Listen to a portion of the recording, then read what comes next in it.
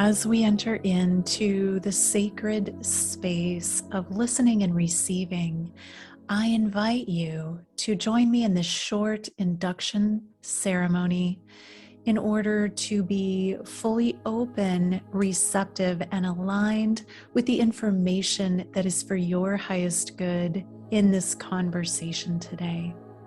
Begin by closing your eyes and taking a deep breath into the belly. And as you're breathing, bring your awareness into your heart center, making contact with the light in your heart. And find your heart light glowing, growing and expanding out around your chest.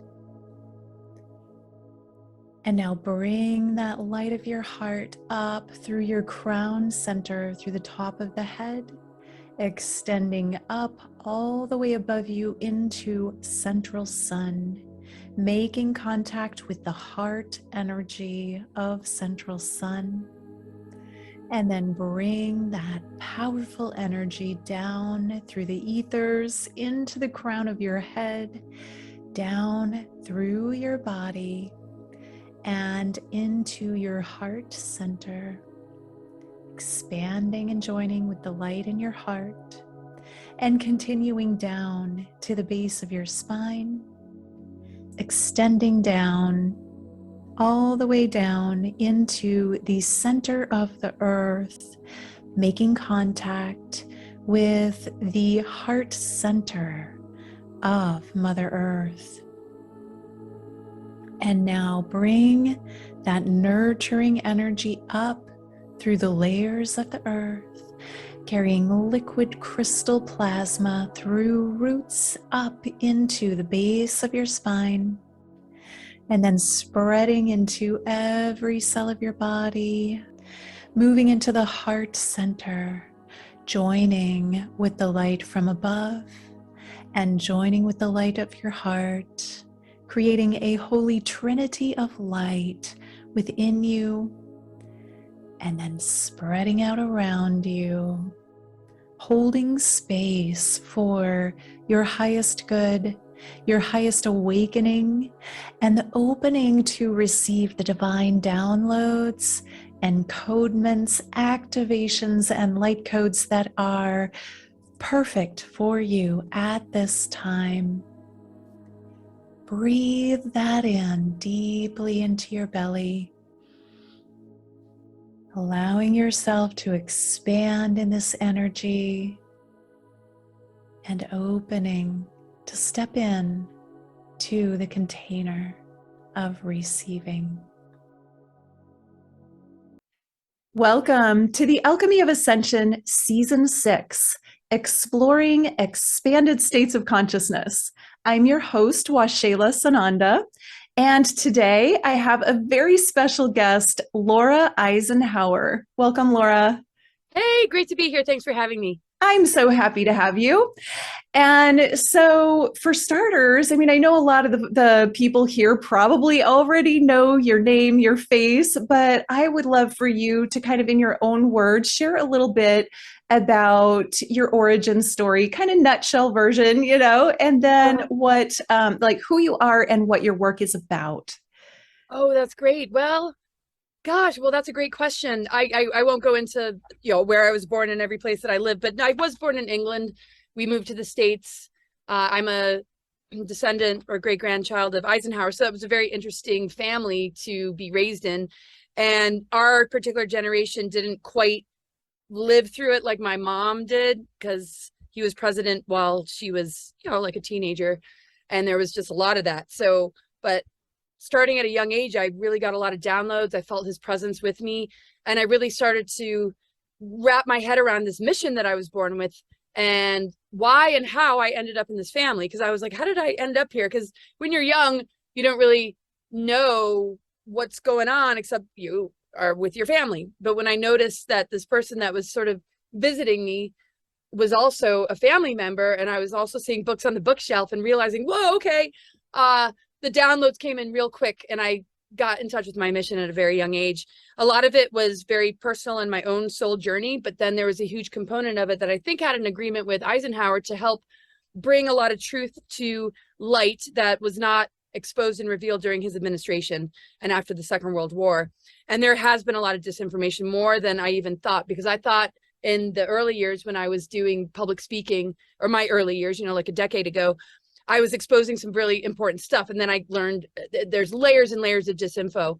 And I've just learned a lot. So that was a huge part of it.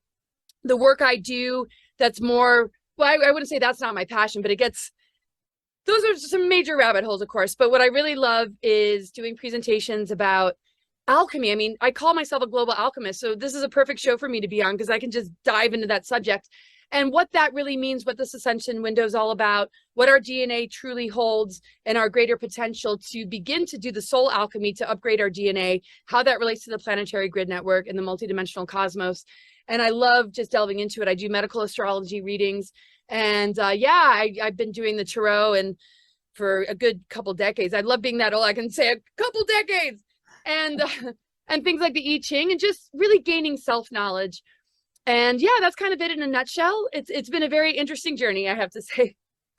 Yeah, for sure. And so, yeah, at a very young age, you were already kind of experiencing mediumship and aware that you had a mission. And is that correct?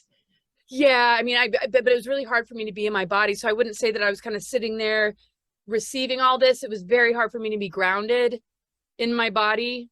I'm not quite sure why. I did go to Clairvoyant Institute that helped me understand, but it's very much an archetypal journey that I think many of us go through, going into kind of the underworld. I got a labyrinth as a symbology of kind of going through this major dark night of the soul, but on a much bigger scale, almost like for the planetary body and humanity.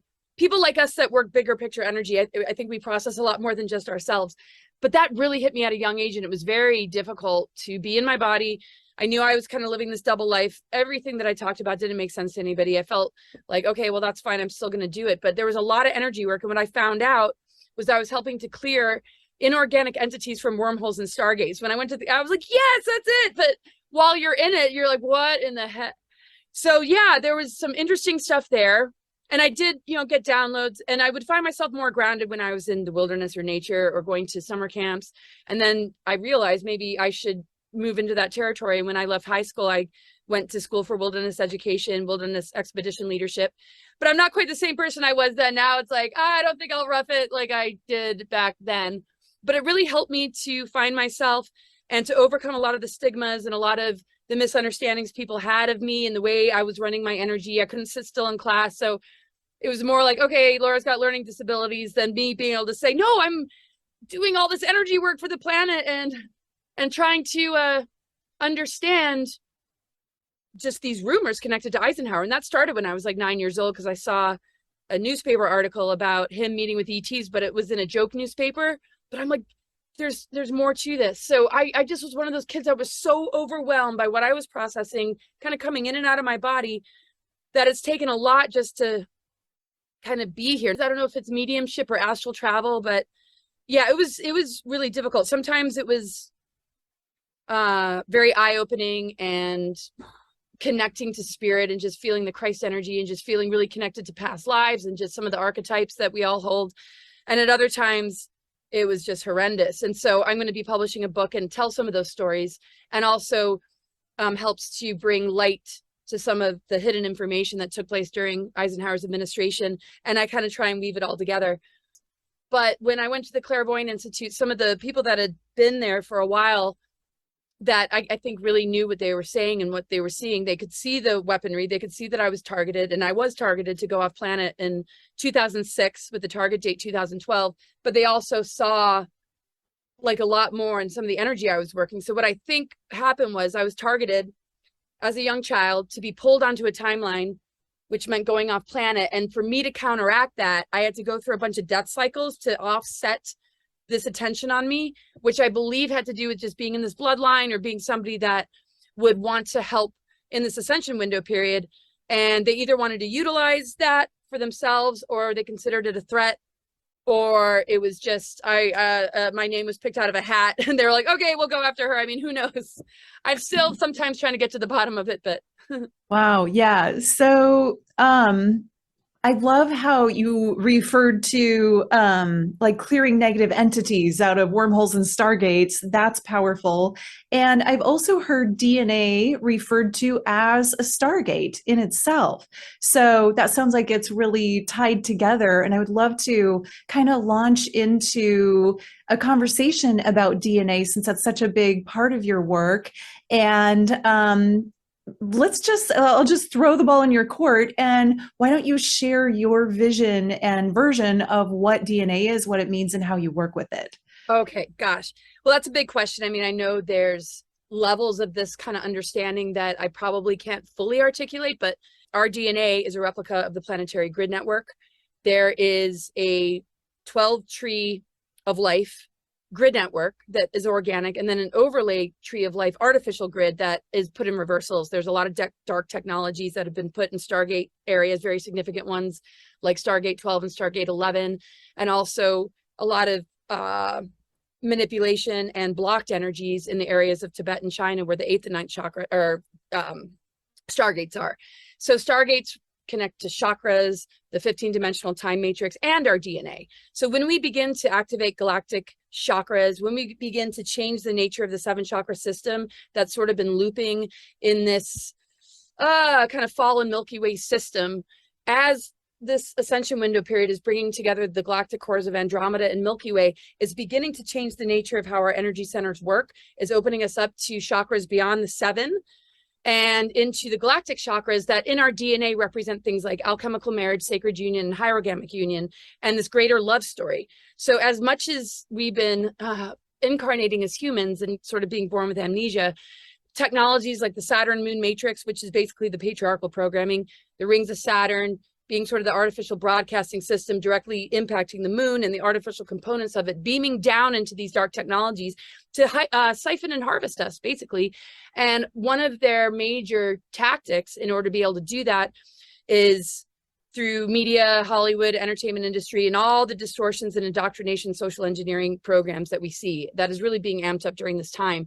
Because as long as we're buying into these distortions, we are being siphoned from, and we are enabling artificial timelines without realizing our greater potential. So our DNA, as being connected to stargates, our full capacity is 12 strand and beyond. There's 12 stargates, 13 actually on the planet. The Uluru, which connects to the 13th gate, connects us to the core sun within the planet that is actually a diamond heart. And when the mother energy got anchored back into the planet as of 2010, it shifted the whole timeline thing, because the last 26,000 years or so of our human history has been very, very dark. World wars, a lot of covert activity from deep state, lots of sort of facades, lots of manipulations of just humans, you know, needing to fight for their rights of feminism and all this stuff that we're not born with. It's very much engineered and like cast upon people. And our society shows us that we need to fight for these things, but we don't want to miss the mark, and we want to recognize where the manipulation is.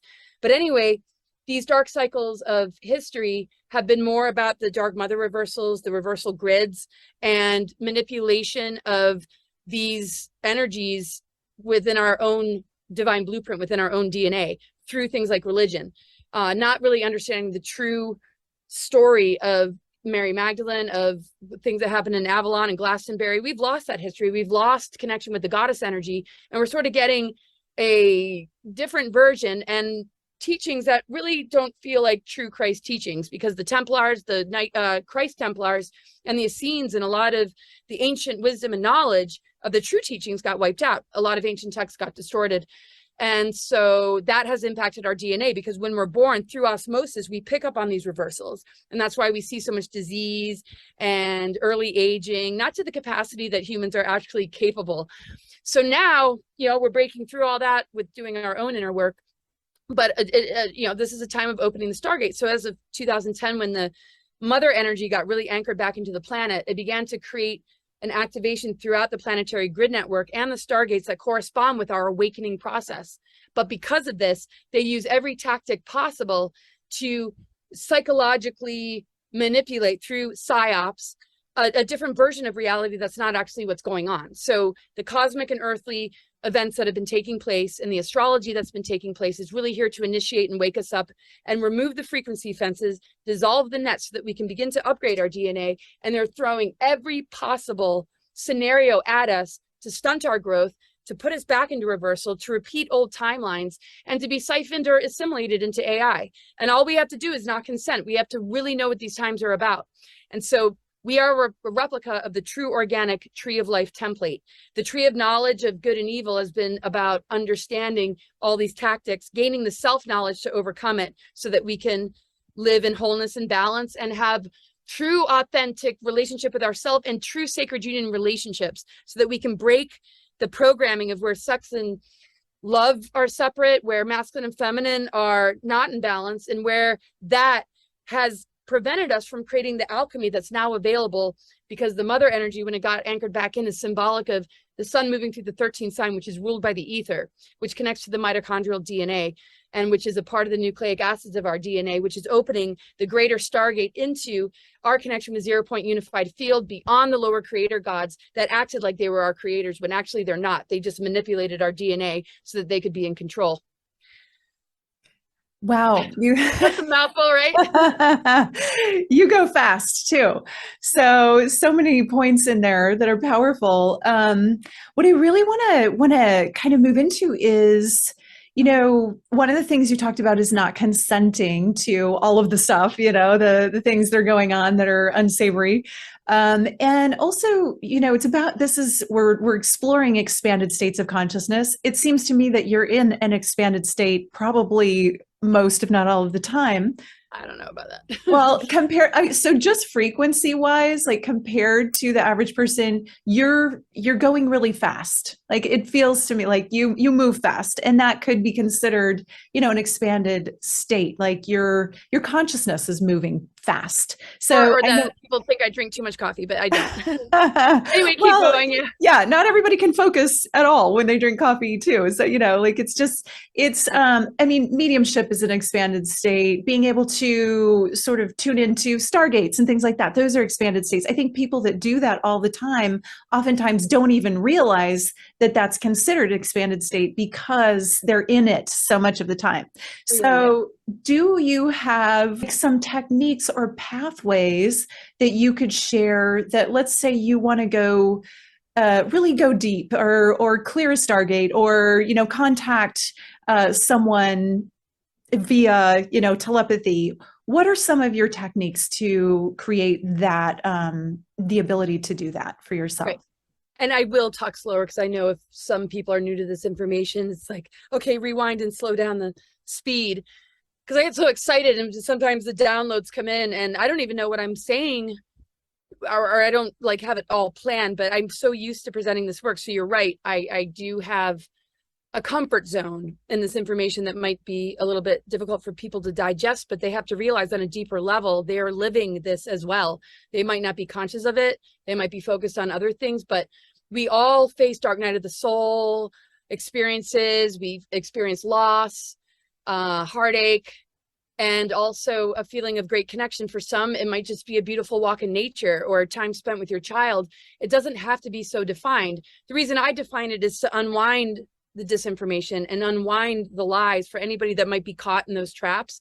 I'm like, okay, it's important to verbalize or at least get to the bottom of it. But people are doing this, whether they realize it or not, when they're living in integrity, when they have enough of a spiritual foundation to encourage them to be loving and kind to their humans, their children, their partners. And to me, that is a huge sign of living a very spiritual and grounded path where a person's really like walking the talk. Because how many people present stuff that might sound spiritual or be involved in things that seem to be God-centered, but have a lot of shadow stuff working behind the scenes that is very destructive, that is actually very criminal. And there's an epidemic of that. So many people that have been abused by spiritual teachers or so-called gurus or, yeah. So anyway, to answer your question, I mean, to me, it's about the micro that impacts the macro. So if we're dealing with chakras and DNA, that's a very personal thing. And that connects to the stargates. So when one understands things like medical astrology, there's 12 zodiac signs, right? 12 stargates. And there's a 13th sign. So the 13th sign came in 2010. Very soon, I believe the sun's going to start to move through the 14th sign, which is Orion, directly opposite of Ophiuchus, which represents the sacred union balance and the gold silver gateways that have a lot to do with ascension. So the thing is, if we understand, which to me helps, but it's not totally necessary, it might not be something that calls to everybody, is that when you understand the patterning of your chart and you relate it to the different organs and aspects of your endocrine system and nervous system and brain and body parts, bones, skeletal, that relate to these astrological signs, and you understand the patterning, then no longer you're unconscious and on autopilot, just reliving a constant thing where you might have a chronic physical illness, you might have a chronic tendency to just attract abusers or narcissists, you might have a chronic tendency to just be in some sort of addiction or grab some sort of vice that just keeps you looping. And we don't want to keep looping in this time loop. I know a lot of people I give readings to, they're like, what do I have to do to never have to come here again? Like, and that's like one of the funniest questions, and the one I, understand, but we don't have to fly out of here necessarily. I mean, we move into higher earth energies when we activate our dormant DNA, which holds higher harmonic universes, which really on a micro level represents you being authentic with yourself, practicing self-love, and being with partners that can really work on ancestral patterns and be on a healing path with you that's mature enough to be able to handle it, even though it's a handful for all of us to go in that direction. And so that's kind of how I work it. I won't settle for any less than a partner that's willing to do that kind of work. I do everything I can to heal from trauma and just stay as connected with myself as possible. Nature is certainly helpful. I'm not off going into the wilderness like I used to, but just our animals and connection with animals and just feeling into the energies. If I feel a block, I put my hand on it. Like I want to get to know it. I want to give it unconditional love. I don't want to just go to a doctor and take some medication. This is an opportunity for me to get to know myself better. So I see adversity as an opportunity, whether it's physical or some life event, to get to know myself better, to love myself more, to understand what might have led to it, where I need boundaries, and also where I need to be holding myself accountable for putting myself in a vulnerable position. And it's just, to me, are opportunities for growth. But society and culture uses words like misfortune, failure, or something's wrong with you, you need to take this drug. And I just am constantly like working on, discernment, empowerment, and really utilizing and taking those adverse events or situations or weird health stuff that might come up as a way to open gateways, as a way to remove blocks, as a way to access areas of myself that are crying out to be heard. That's what pain is to me. So I want to give it unconditional love. I want to understand it. And I remember as a child, I refused to go to doctors. And I remember having weird symptoms, and I would just hold these parts of my body and I would go on a journey and I would just make it go away. I can't say that I'm just like when I used to be able to pull money out of the ground, that I have those abilities right now. That'd be nice. It's like, oh, here's $100. Just manifested that. But, we get thrown a lot of curveballs, and sometimes we get off center. I've had a few things that really threw me off. And then I'm not afraid of my emotions. I'm not afraid of my anger, but I want to be very, very careful and conscious of the way I direct that energy. I don't want to cast it upon anybody. I don't want to blame anybody. I don't seek revenge. It's like, but I need that release. And I think sometimes we're trying so hard to be in this high vibration and be enlightened. But I think a part of it in these times is to honor the journey into those places that are not very comfortable, that don't make us feel like maybe we're doing so great on our path, but loving it instead of judging it, because very quickly that vibration begins to raise itself. But then at the same time, you have an experience that is very beneficial to reflect upon, that can help somebody through a very dark time. And that level of relatability, I think, really has helped me in my work. I'm not just like, oh, I have, the all-knowing understanding. It's like, no, I've been through hell and back. I totally get it. And let's hold hands. And if one hasn't been through hell and back, then they are, if they're authentic, holding a very, very important sacred flame for others to be able to find their way out. We each have our own role. So my way is not necessarily somebody else's way. So through the tool of astrology and tarot and things like that, and just listening to a person, I want to help them live their greatest truth, connected to their own truth frequency, being totally authentic, and really reminding people and myself that true oneness is diversity and harmony. We don't all do things the same way. We have different elemental dominant things going on in our chart, different journeys. But if we can all agree to embrace diversity, then I feel like we play like an orchestra of music. Our diversity serves us, it builds communities, and we can have more mature conversations that aren't in that divide and conquer program. Whereas if you think differently or you made that choice, we can no longer talk. That to me is insane. So I really feel that the alchemical substance that we need to connect with is staying in that unconditional love and not dropping down into that divide and conquer. That's why I love the theme of this show and what you do, because you totally get it. Yeah, there's, there's just so much value in what you said about the being able to hold the shadow and the light simultaneously. And while we can see, and this is kind of becoming a theme of this show, being able to see and recognize and witness and even allow the dark, because it is here, and choose the light and choose the love anyway, even though it's not avoiding, and I think that's a big tipping point for a lot of people that are light workers, that are light seekers and starseeds. We oftentimes, of course, we gravitate to the light, but the problem is when we put blinders on and don't want to look at the negative, we only want to see the positive. That's when we bypass, and then that becomes avoidance. And there's a fear, certainly that people, like you said, when you feel pain, you want to get to know it, you want to address it, and then that transforms it. That is the alchemy. But yet when, for a lot of people, that avoidance actually ends up creating more pain. Yeah. So I think part of your medicine that you bring is like you're shining a light on the darkness, in a sense. You're like, here it is, and yet we're going to choose the light and alchemize this. Absolutely. Yes, that's absolutely what it is. And when we externalize the light and dark, it's not as authentic as when we embrace the light and dark within ourselves. Because to me, the dark is the soil, it's the womb, it's the birthing center. So if we can face that shadow stuff and kind of go through the gateways of hell or whatever seems sort of hellish, and we're willing to purify it, we're willing to transmute it, we're willing to remove it from ourselves or from our lives if it's coming from outside of us, then to me, we restore the creative cauldron of creation and we become conscious birthers of reality. We get to decide what we allow into our space. We get to have boundaries to what doesn't belong. And we also get to decide what our visions and dreams are and allow it to infuse our creative channels so that we can birth and manifest beautiful realities. And the tactics of things like psyops and propaganda, indoctrination, and false narratives is that it infects our creative channels so that we're consenting without realizing it to a trajectory that we don't really want to be on. And then we're afraid of it, or we think outer authority needs to solve it.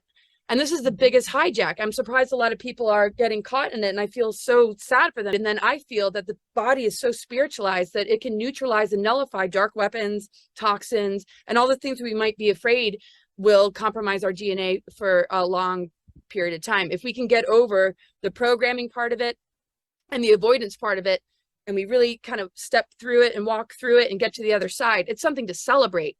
And then our physics and our bodies change, and it's able to handle what a programmed person might not be able to assimilate and handle. Because I think the two go hand in hand. The dark weapons don't really work if you're awakened, if you're authentic, if you're being true to yourself, if you're embracing whatever it takes to move through some of the more difficult stuff. But a person that's absorbed into fake news or just emulating whatever celebrity they grew up idolizing, is going to be a lot harder for their body to move beyond the next level of trickery and deception and what it means when it gets into the body and the AI signals and the nanoparticles and just all the stuff that's in their bodies that we've all been breathing in. But the difference between somebody that can assimilate it and remove it from their body is the person that is holding the override frequency and is not being manipulated by these games and tactics. And a lot of people manifest that through their relationships. They're spreading these mind viruses through their throat chakra, and they're just standing up for it like they're a product of this indoctrination to the point where it impacts their friends and family and loved ones. And to me, the 5D alchemy is getting your power back, calling your power back, being authentic and speaking truth, because that frequency is going to help nullify even the power of 5G towers, even all the dark technology that we're afraid of. We are the more advanced technology. So when we move beyond the programming and we're vibrating at truth and just the ability to face that darkness, like we talked about, as conscious birthers of a better reality, I feel we offset all this stuff. And I feel people can feel that, and they long for it, but they're also afraid of what they might need to let go of. But there's no judgment here. And I think the more people realize it's not about right or left, and it's not something to be afraid of, and people really listen to these kind of shows and what our true message is, not to say that we're any better or higher, but you know, we've been through enough to be able to see a lot. And so hopefully people will be more open, but not seeing it as a fear-based thing to have to address. It might be a little dark for a while, but it's really a reunion between you and your true spiritual self. We have to not cast anybody as the enemy in our awakening process too, and not be so blind that we think it's all BS. We got a lot of work to do as a humanity. But it could be like an instant thing for people. Once you get it, it doesn't have to take months and years. I mean, it could just be a simple thing. And sometimes what I see in charts, it has to be a very personal event. Until then, it's just sort of the ignorance is bliss. And there's no judgment, because it's so painful to have to address. But at the same time, it's so liberating when you realize how limited we've been, and how the true conspiracy against humans is that we aren't as advanced and as amazing as we actually are. And this control system does not belong in our space anymore. And the minute a person wakes up to it, our capacity to tap into our own healing powers and abilities and transmute the almost impossible begins to really light up. And I think people will feel a lot more confidence in what they're capable of doing, instead of continuing to give their power away to industries that really exploit and take advantage of the vulnerable. But there's so many well-intentioned and good people in those fields too. So it's not all black and white. I mean, there's a lot of amazing individuals that have saved lives. So I never want it to sound like, oh yeah, that's all bad. You can only grow and get stronger. I mean, I keep saying, yeah, mess with me all you want. I'm just going to get stronger, because you know what? You can't have my soul. You can't, you take away everything, whatever. There's some things you can't have. And I have to remind myself of that when I get all pissed when I get another channel taken down. But sorry, I know I give long-winded answers, but No, it's really interesting. So I want to ask you about a topic that I hadn't intended to ask you about, but you mentioned in the beginning about the tree of life and the connection into the grid work of the planet. And I like heard this ringing while you were talking, and I felt like asking you, are you familiar with the giant trees and the original gigantic trees that were here before, I guess in a past iteration of the planet?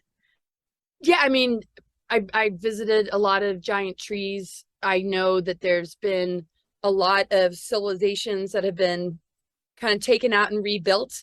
So maybe, yeah, I could imagine that.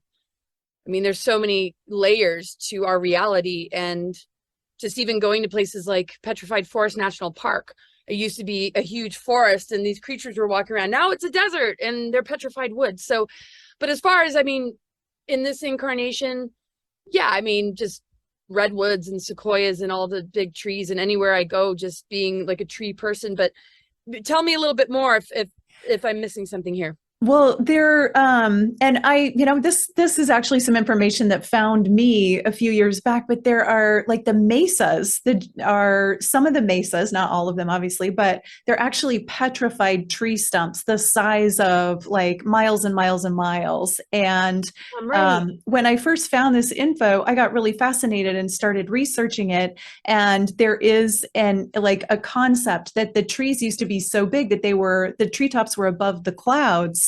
And they were the grid work around the earth at that time, but they're gone. Like the trees we have now are miniature versions. Even the giant redwoods are miniature versions of what was once here. Can you imagine? So. Oh my goodness. No, that's incredible. I think I saw a documentary that was going into all that. They were studying the different layers, actually in mesas.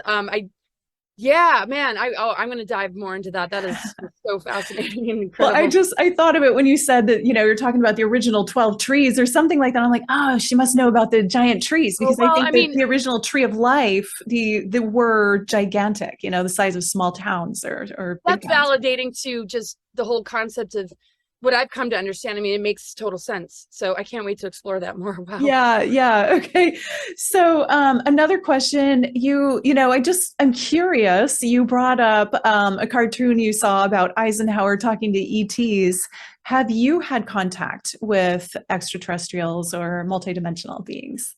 I definitely feel a strong connection. I mean, I am not like a abductee. I don't have like visceral experiences like some of my friends and colleagues that go off in ships, but I do feel that must happen on some level. I feel I don't know if it's like memory blocks. It was a lot more real when I was younger. Now I'm just sort of like, Val Thor, come on, like talk to me. Can I go up on the ship and talk to you? But he's sending messages to me through people like Elena. And there's a strong connection between Val Thor and Eisenhower. Eisenhower certainly had a lot of exchanges, especially with the more benevolent ETs, but he's been blamed for the ET government treaties, but that was done behind his back. So that's all misinformation. My book will really get into it. But as far as me, when I was younger, I was definitely being prepared for these times. And I remember one dream that was very, very lucid. I didn't quite get the name, but from pictures that I saw, they're either Andromedan. I pretty much think they were Andromedan, but they were just luminous, and they were having me look through these viewfinders and looking at timelines and helping me to understand this particular window, and that they would try and take me away. And so, yeah, I've had really wild dreams. A lot of them have been with like cetaceans and whales and dolphins, which are part of the Guardian founder groups. Very significant dreams of whales breaching and like linking me up into just this almost DMT experience. It's not like I've done a lot of it, but it's like, whoa, this is super psychedelic. And then I remember being like, they're like, well, it's not your time yet. And I came back in and I went to my own funeral, and I'm like, I'm here. And these people are like, get out of the way. I'm like, no, it's me. I'm alive. And then, so, really wild dreams. I've had exposure through colleagues, through partners, through friends, even the father of my kids. He would be pulling out his sword. He's like, the Greys are here. And I'm like, I don't see them. But I can see like elementals. I can see other things, but I didn't really see them. I didn't really want to see them. I'm like very guarded, have huge boundaries. Maybe in past lives, I had to really just say, we ain't going there. And in this lifetime, I just haven't had that. But I work with a lot of people who have. I haven't really confronted any reptilians. I have no recollection of ever being abducted. And I did a lot of hypnoregression. I went to a clairvoyant institute, and they said, no, they're not going to mess with you in this lifetime. But the more benevolent stuff, like even the other night, I had gone through a really traumatic experience of some targeting at an event. And I just entered this zone, and I just was kind of half asleep and half awake. And there was just this team of really luminous, incredible, not like the ones that I saw when I was younger, but they were adjusting me. Like I could feel like adjustments. And I'm like, they're like balancing me. They're like helping me. And then I would hear this like music. And in the silence, I could just hear this music. And it was literally helping me deal with like PTSD and all this trauma. And I'm like, okay, something's here, but I have no idea who it was. Yeah, All I yeah. know is that they were very helpful. And that was just like last week or 2 weeks ago. But I'm not one of those major contactees with incredible stories. What about you? Oh, yeah. Well, that's another story, my story. Yeah, I'll I have to interview am. you. I'll have to interview you.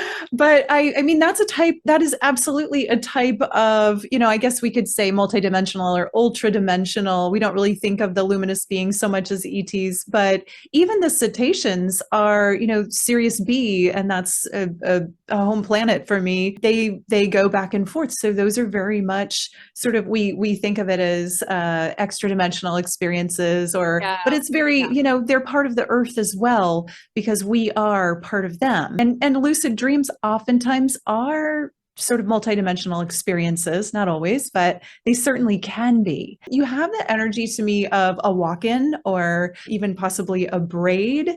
And I'm just kind of like fishing for, what happened?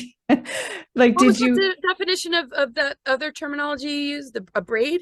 A braid. So there are different types of walk-ins. There's the type that has a full soul exchange, but there's also a braid where a higher consciousness, even a higher part of your own consciousness, That's what I've been can told come is that in one. and Yeah. join you.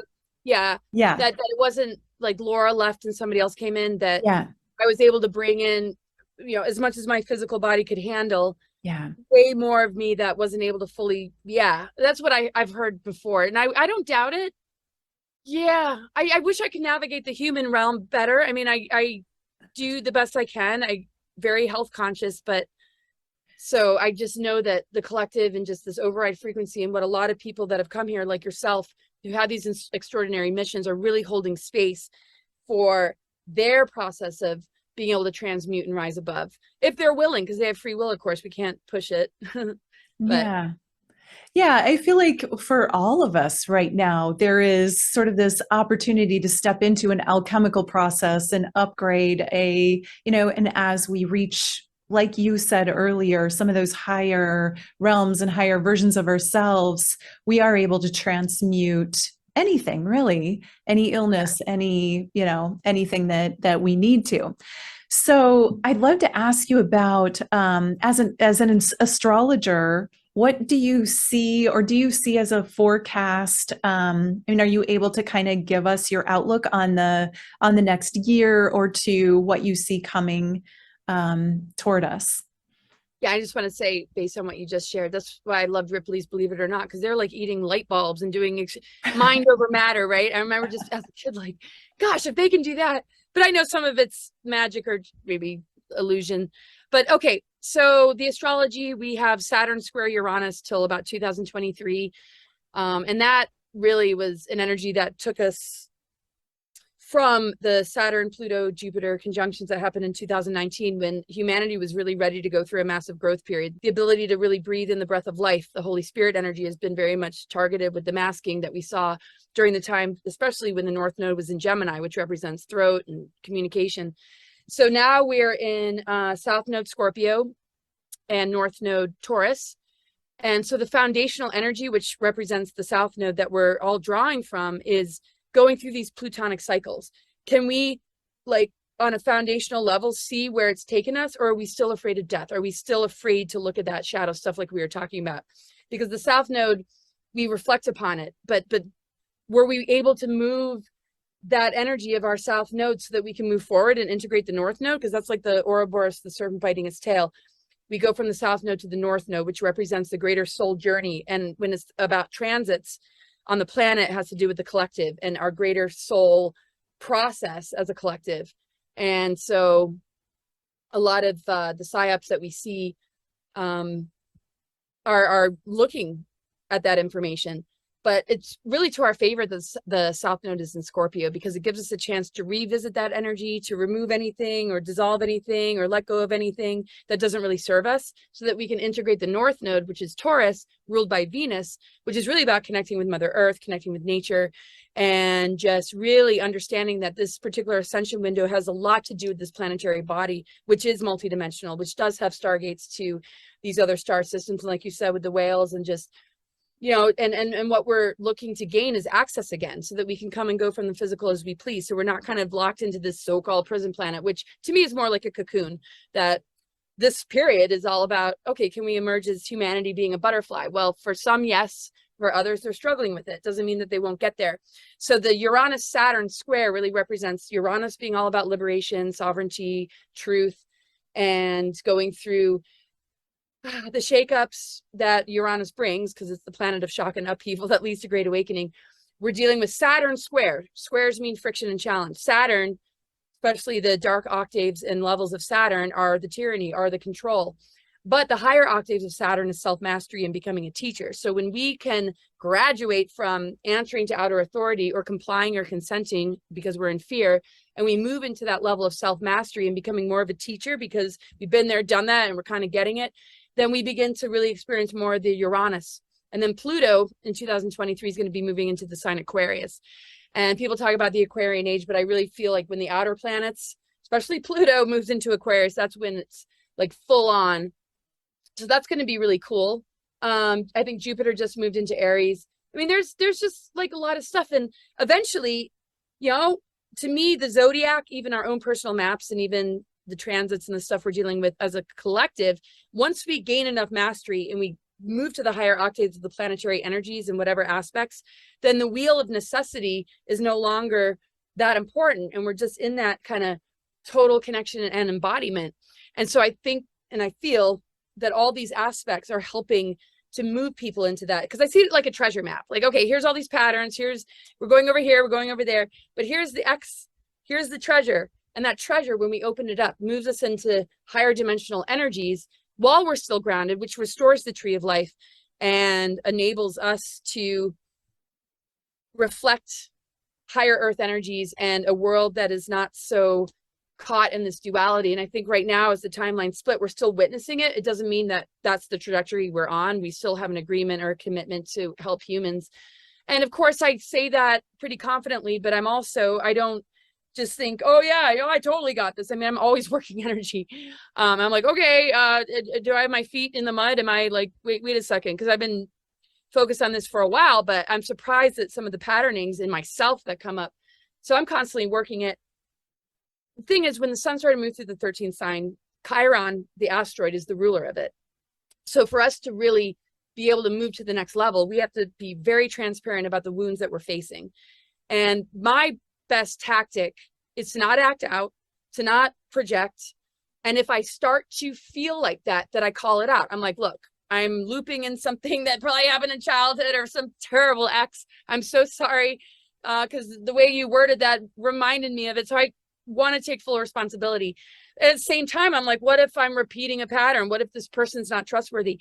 Well, the best thing you can do, and all of us can do, is be as honest and transparent as possible. Maybe not the kind of honesty that's going to hurt feelings, but, be tactful, and just face that. And that's what's going to get us unstuck. That's the alchemical part, because the 13th sign, even if it's ruled by Chiron, the element that is connected to is ether. Most zodiac signs are earth, air, fire, water. To have one come in that's ether completes the upright pentagram that the Venus transits have been correcting, which to me is the Sophionic corrections. That the Venus transits that have been taking place draw a perfect pentagram in the sky, and it's offsetting the reversal, satanic version of it in the dark mother reversals.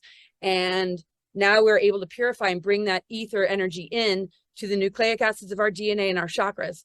And that's why the minute I saw the title of the show, I'm like, yeah, because that I really feel is happening. And so it's interesting that the ether element, and it makes a lot of sense, would be connected to Chiron and the healing of the mother, because what the divine feminine has been through with the mother, and the masculine, of course, is brutal. We're healing with the earth, and we're regenerating all our elementals, our physical. We're restoring our fire to Kundalini so that it's not war. We're clearing our minds so it's not the chemtrails or the mind control. We're free thinkers. And we're also clearing the emotional waters and all the heaviness and contamination that happens when we have sadness or trauma that we can't put our finger on, because this is so ancient. The divorce or the separation from the mother energy for thousands of years, humans don't realize how much trauma and sadness they're carrying because of it. So our culture is very much an addiction matrix to just give people a vice, whether it's shopping, whether it's drugs or alcohol, whether it's food, everything but to address this deeper trauma that is now being resolved. But if we don't know it, we'll always feel abandoned. We'll always be triggered. We have to know that the unconditional love of the mother is pulling us out of this mess. Mm. And she's in partnership with the father. It's not about women taking over. It's our divine template, I feel. So anyway, take it all with a grain of salt. This is kind of my conclusions about what's happening, but everybody's going to experience it in their own way. And that's more important than anything I have to say. Oh, I love what you said about, and I especially gravitate to the, this is the time of the balancing and the inversions correcting, and our opportunity to really just to evolve, to rise, to come out, the phoenix out of the flame, basically, and the Sophia rising again. The true balance coming back for those who choose it. And there's always that personal choice in all of this. And it just feels to me like an extremely ripe time for opportunity to ascend. Totally, totally. This alchemy is bringing us into our higher spiritual gifts and abilities, and the fact that we are an advanced technology that can create miracles. We're walking med beds. Once we really get a grip on who we truly are and what we have access to, these greater treasures. I mean, if we're only functioning at 2, 3, 4 strand DNA, and only using a portion of our brain, don't we have a lot to look forward to and reveal within ourselves? Because once that energy is starting to run, to me, there's nothing we can't alchemize, heal, transmute, and recover from. So to me, there's a lot to look forward to. But if the free will of a person is not into it, it's hard to watch them. But at the same time, I believe they're going to manifest some kind of life event or some sort of situation that's going to help them think again. And they can never get too far gone. People were told they will never be able to walk again, and they walk. So we have to be very careful of buying into what outer authority or anything outside of us tells us we can or cannot do, and start to really believe in ourselves and tap into the multidimensional nature of who we are, which has an incredible creative imagination that if it can ground itself and move through the darkness of our womb and not just the hell cycles of trying to move through all the gunk, yeah, it's so worth it. It's so worth taking that plunge into those difficult zones like we were talking about. Don't be afraid of it. Don't medicate it. But I really feel the fact that I've gone through so many cycles, I'm like, if I get through this and I survive it, it's my mission to hold people's hands. I can't do it for them, but they're not alone. Like, it's one of the most important things is that people going through those initiations, I feel like they're going to die or they want to kill themselves. They can't take it anymore, that they know that they're not alone. And that's one of my favorite things as far as this work is concerned, is to give that reassurance. As being somebody who has a lot of Pluto in my chart, it's like, man. So yeah, I feel the greatest abundance, and the thing I'm most thrilled about in life is the beautiful people I've met and the friends that I've made, and you're one of them. So I really appreciate that you invited me. So I can't wait to interview you and find out more about you. Well, you're fascinating to speak to. I am really looking forward to your book. Do you have an idea of when that's going to happen? It could take a bit. Might be all the way April of next year. Brad Olson's the publisher. Oh, great. It's probably going to be a 3-part series. He's very busy. It could happen sooner. If I self-publish, I could do it sooner. But yeah, I think it's just worth the wait. And it just seems like that's in the flow. And yeah, I look forward to it being out. It's been such a weird process. I didn't think it would challenge me this much. I'm just like, it's bringing up all my crap. I'm just, some things, reliving. Yeah, you have so much compassion and also so much passion for change. So I just appreciate that so much in you. And if someone someone listening says, I want a reading, how do they find you? So cosmicgaia.org is my website. If you go under bookings, you'll see the calendar.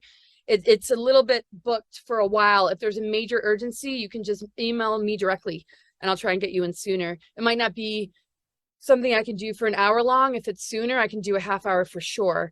Okay. Well, thank you so much, Laura. I appreciate your time. I appreciate you and all you do. Thank you so much for coming on and sharing so much interesting information with us today. It's amazing to meet you. And I would love to, like I said, interview you. And I just so much high vibe energy. And I really appreciate that you've put this together, and very honored and thrilled to be a part of it. And yeah, thanks for holding this great space. And thanks, everybody. Yeah, thank you so much. Thank you for tuning in, everyone. I will be sure to have Laura's contact info and free gift info in the links in the show notes. So be sure and grab that. Have a beautiful day or evening. Namaste.